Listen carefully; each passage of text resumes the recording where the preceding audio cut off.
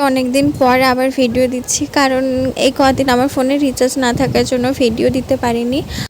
আজ হচ্ছে 10th April, আমার 7th মান্থের সাধের অনুষ্ঠান। তো সকাল থেকেই সব আয়োজন হচ্ছে, এখানে আনাজ টানাজ কেটে মাছ ধোয়া হচ্ছে। আর এখানে মা হলুদ বাটছে, কারণ আজকে নাকি হলুদ মেখে স্নান করতে হবে। স্নান করে আমি ফল আরও কেটে নিয়ে ঠাকুরের কাছে আগে দিলাম, ঠাকুরকে, আমাদের ঘরে ঠাকুর, তারপর গোপালকে দিয়ে তারপর সেই খাবারটা আমি খাবো, তাদের লাগানো ভোগটা। প্রথমে ছোট ভাইটাকে, মানে ও আমার পুত্রা হবে মনে হয়, তাকে দিয়ে এঁঠো করি, তারপরে আমি খাবো। তো সে প্রথমে আপেলটা তুলে খেয়েছে, তো তারপরে আমাকে বলছিল যে খাইয়ে দিতে।